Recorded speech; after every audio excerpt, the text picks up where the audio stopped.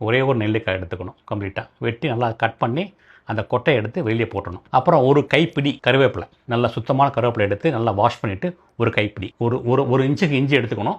தோலை சீவிடணும். தோலை சீவி என்ன பண்ணணும், அந்த இஞ்சியை வந்து நல்லா இடிக்கணும். நல்லா இடிச்சிட்டு ஒரு துணியில் போட்டு புழிஞ்சிடணும். ஒரு சின்ன கப்பில் புழிஞ்சு வச்சிட்டோம்னா ஒரு 10 நிமிஷம் கழித்து பார்த்தா மேலே கீழே சுண்ணாம்பு தேங்கிடும், மேலே இஞ்சி தண்ணி இருக்கும். அப்புறம் பார்த்தா வில்வ இலை, வில்வ பார்த்தா ஒரு 9 பீஸ் இருக்கும் இலையில், 9 12 இருக்கும். வில்வ இலையும் எடுத்து போடணும். இதில் இந்த இந்த பண்ணக்கூடிய இந்த காய்கறி ஜூஸில் வில்வ இலை அதுக்கு ஒரு ரூல் இருக்குது, எல்லாம் எடுத்து வச்சுக்கணும். எல்லாத்தையும் இடித்து என்ன பண்ணால் கம்ப்ளீட்டாக எல்லாம் இடித்து மிஷினில் போட்டு அரைச்சிடணும்.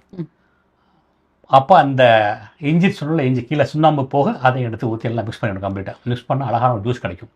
தேவைப்பட்டால் தயிர் கொஞ்சம் ஆட் பண்ணிக்கலாம். தண்ணி தேவைப்பட தண்ணி ஊற்றிக்க வேண்டியது.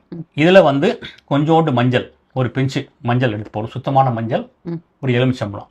லெமன் வந்து தோலோட போடணும், கொட்டையோட தோலோட போடணும் எலுமிச்சம்பழம். இது எல்லாமே சேர்த்து மிக்ஸி அரைச்சிட்டிங்கன்னா ஒரு ஜூஸ் ரெடி ஆகிடும். இந்த ஜூஸை வந்து டெய்லி சாப்பிட்டாங்கன்னா ஃபஸ்ட்டு என்ன பண்ண கேட்டால் லைஃப் டைம் சாப்பிட அவசியம் கிடையாது. 21 நாள் சாப்பிட்டு ஒரு 2 நாள் கேப் கொடுத்து பார்க்கணும், மேடம் எப்படி அதை அப்சர்வ் பண்ணு பார்க்கணும். மேக்ஸிமம் ஒரு 48 டேஸ், ஒரு மண்டலம் அவங்களுக்கு சுகர் சரியாக இருக்கும்.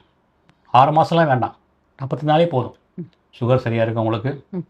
கொலஸ்ட்ரால் இருந்தால் கொலஸ்ட்ரால் குறைஞ்சிருக்கும் அவங்களுக்கு. ஹார்ட் இஷ்யூ இருந்தால் ஹார்ட் நல்லாயிருக்கும், நல்லா ஈஸி நல்லா பம்ப் பண்ணும் அவங்களுக்கு. அதே மாதிரி hypertension, low high BP எல்லாம் சரியாக இருக்கும். இதில் அவ்வளோ நல்ல விஷயங்கள் இருக்குது.